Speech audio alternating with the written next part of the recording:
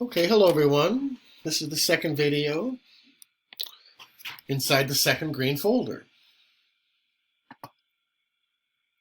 Okay, and I hope you all are doing okay here today. I know the first day I'm sure there are some things that might not have gone smoothly.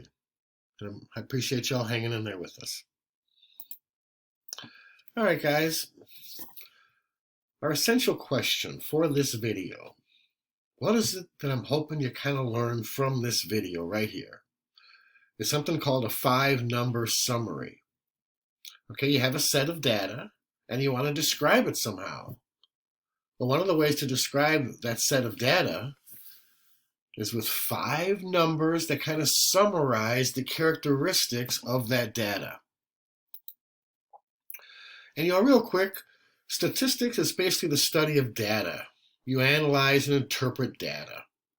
Okay, that's what statistics is. And we're going to start looking at statistics here this trimester, okay?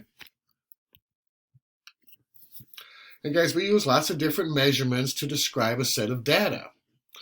In other words, like if your boss says, tell me all the sales of the last month in our region in the Midwest here.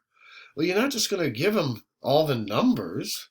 You're going to summarize them somehow. You're going to give them certain measurements, all right, that describe data. And sometimes you're going to display the data in different ways. We're going to look at data displays here probably next week. We'll look at some probably later this week.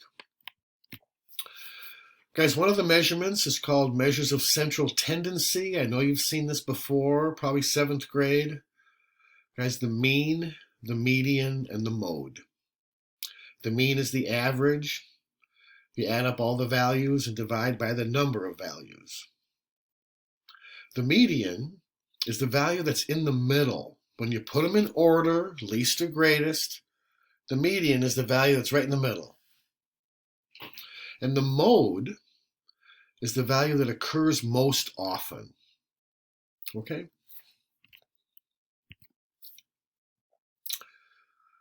Guys,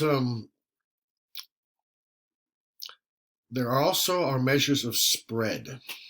Spread measures the edges of the data, or how far it spreads away from the middle. Okay? Some measures of spread are called range. Or the one we're going to look at today is called the interquartile range. This inner part right inside here, this inner part right here, that's the interquartile range. It's kind of this spread from the middle. And there are other things. We have things called standard deviation, and we'll look at other measures of spread. Okay? So again, we have measures of center and measures of spread. Okay? Guys, a box and whisker plot is something that we're going to be looking at later this week, but I thought we'd just kind of start and look at it. Because what it does, it displays the 5-number summary of a set of data. And here's the 5-number summary right here. Guys, you have the minimum value and the maximum value. Those are kind of like the whiskers. See the whiskers as it comes out here? All right, the median value is the one that's right in the middle. And I think the hard ones are the Q1 and Q3. This stands for quadrant 1 and quadrant 3. And you can think of the median here as Q2. All right, the one in the middle. What Q1 is, it's the middle of the bottom half of the data.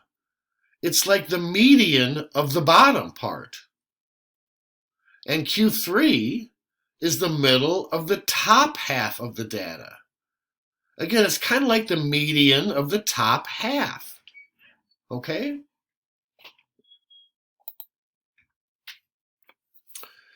Again, there it is for you.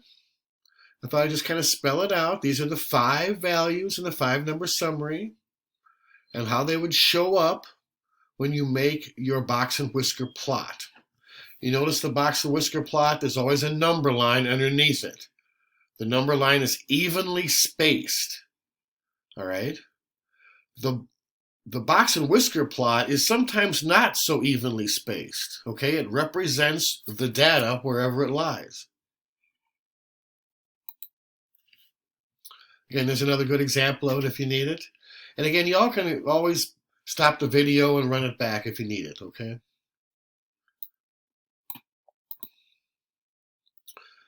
Now, real quick, let's see if I can move this over a little. Guys, the 5-number summary, 25% of the value of the data, the values, are below the first quartile. The number of terms or the number of values in the set. 50% of them are below the median, below the middle. 75% are below the third quartile. All right, because of that, half of the data is between Q1 and Q3 inside that box. Let's go back and look at the box. See this gray box here? Half the data values are inside this gray box. Okay, 50% of the data is between Q1 and Q3. And when we're looking for a number now.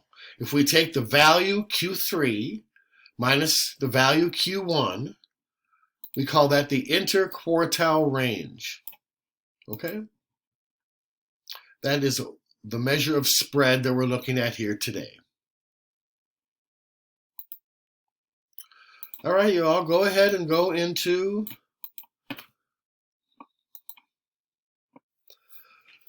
back into the second green folder. There's a self-assessment and an exit ticket. All right, go ahead and take those. And if y'all have any questions, just holler at me. It's okay. You can email me. And if you guys are confused and you're not sure what to do, it's okay. All right, we'll get used to this as we go. All right, that's it. Thank you.